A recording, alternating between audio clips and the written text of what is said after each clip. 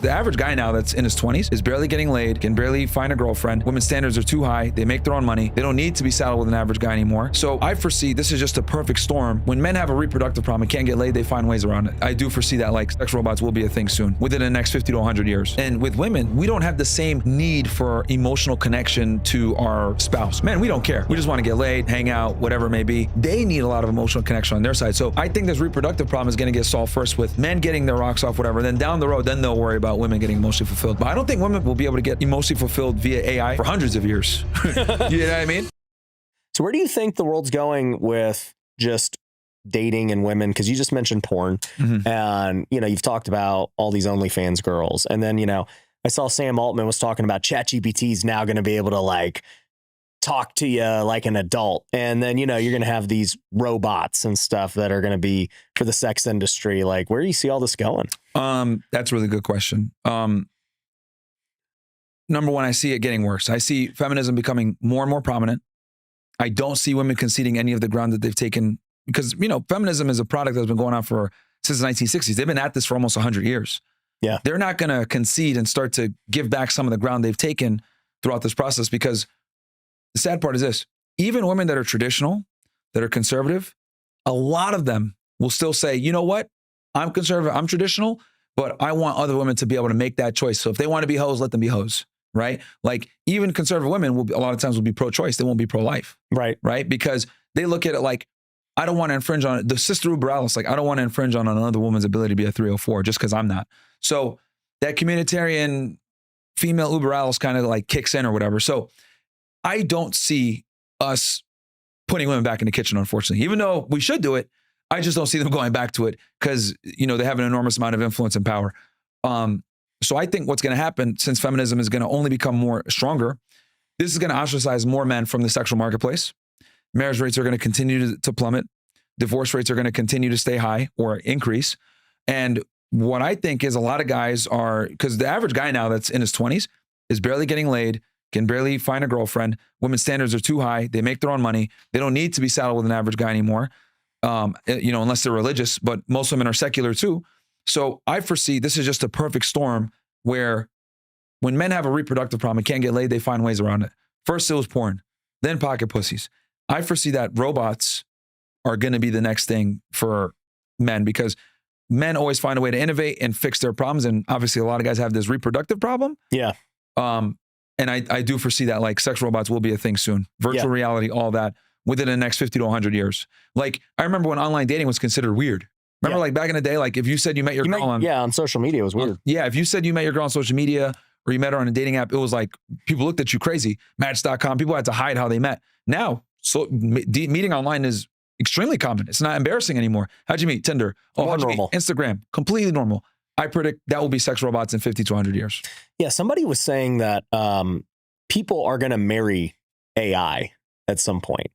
Yeah, and I think it's going to be the men that do it first, because keep in mind, women don't have the issue with finding men. Right. Men are the ones that have issues with getting women, because the women have all the options. They just might not get the options that they want. And with women, they have a far more sensitive touch to needing human interaction. Men, we don't care. We just want to get laid, hang out, whatever it may be.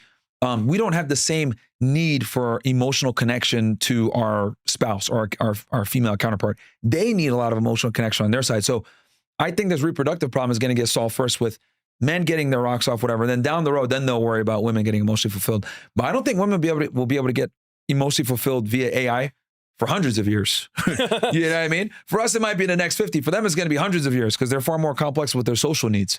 Yeah. And for them, like you can't program a robot to do all the things that a man does and make a woman feel, but you absolutely can program a robot to make sandwiches and suck your dick. You know what I mean? So men are way easier to please than women. So I foresee that men are going to solve their problem faster than the females. Yeah. I think the other thing that kind of scares me about it all is, like, obviously, like you said, I believe that, people should get married and the old school traditional Christian way of doing it. But one part that's really going to, I don't know how it's going to get solved, but like you saw this with porn, right? A lot of guys have intimacy issues, even if they're married, right? Because porn has like destroyed their mind. Most OnlyFans subscribers, if I'm not mistaken, are like married men. Yeah. And so their mind is like warped of what, a woman should be and what she's willing to do. and, you know, all this stuff. And it's fake, right? And, you know, you start to get these robots and AI who are basically, you don't call them yes men because they'd be yes women, but like they literally don't turn you down. They always agree. They never say no. And it's like life just isn't like that. Yeah. And so what do you do when you're in the reality of the real world where it's like, no, actually people say no and they don't do everything you want. And, you know, I think men are going to have a hard time with that. Yeah. Well, I mean, we're already kind of experiencing a fast food society now, right? You can literally order a pizza and have it to your, like, dude, you can get a pizza to your house faster than the cops if you're in an emergency. Isn't that crazy? Yeah. So, that's kind of where we're going is like, we have this like fast food, instant gratification society. And, I think that that's going to get to the point where it's going to come from, you know, sexual satisfaction too, where you can just get a robot or whatever and get your rocks off as a guy. And I foresee it. Like a lot of guys have already kind of adapted this. This is why so many, like the passport movement is so big. So many guys leave the United States and go to Colombia, Southeast Asia, Eastern Europe, you know, Ukraine, etc. Like the problem is like a lot of guys are waking up and realizing like, damn, Western American women are not it. Like I have to pay all this money to be here, to get this chick that's a thought, that's not going to respect me, that's going to talk back to me. I might as well go to somewhere else where they're going to act like a lady at least. Yeah. You know what's funny? I had this thought the other day.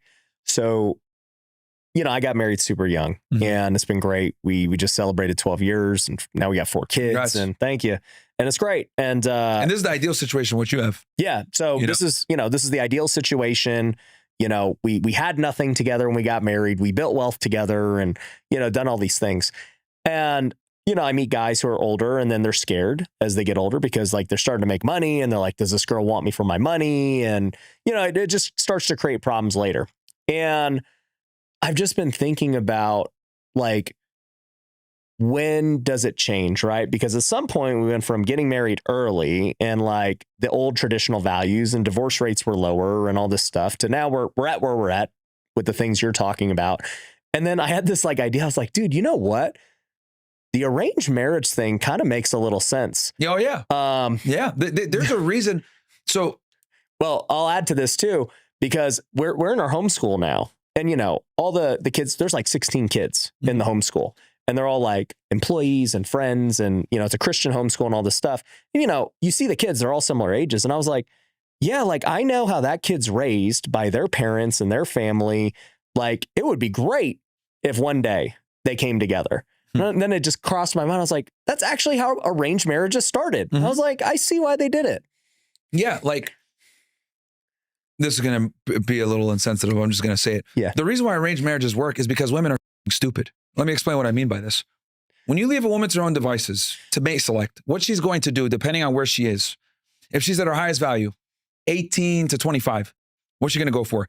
The bad boy, the guy that emotionally stimulates her, the guy that takes her through emotional ups and downs, the guy that's, you know, attractive, the Chad. She's going to go for that kind of guy. Right. As she ages and matures and realizes her sexual market value is perishable to a degree, and she doesn't have the same control of the sexual marketplace, she starts to slowly come to reality. And this is where, you know, we call in the manosphere, red pill space, whatever the hell they want to call it, the epiphany, where once women get into their late 20s and 30s, they realize, okay, I'm at a fork in the road. I can continue being a whore and have indiscriminate sex and date all these guys that I used to be with all the time that break my heart. Or I can go ahead and settle. I might not get my first choice, but what am I going to do? And this is where arranged marriages come in, because arranged marriages, the father, the brother, the uncle, these are men that actually care about her, that don't have a sexual interest in her. Right. And not only do they not have a sexual interest in her, they have an interest in her being married so that they don't have to support her anymore. So, you know, so it's like checks and balances. So the dad is like, okay, let me put you with a guy that's going to be good to you, treat you well, take care of you, because I don't want to pay for this. So they had a vested interest in finding you a mate and keeping things like honest. And on his side, he would, you know, he had a vested interest, his family had a vested interest in the girl not being a whore. The dad had a vested interest in this guy being a good guy and taking care of her. And then it worked. And this is why arranged marriages, like, you know, worked for so long and divorce rates were low. Because when you add parents to it, they know what to look for and they kind of bypass all the BS and mistakes that the woman will make by herself. Because the biggest issue when women figured it out on their own is that they had to become sluts to a degree and hurt their value to be able to find this knowledge, versus a good dad comes in and protects her from herself. Yeah.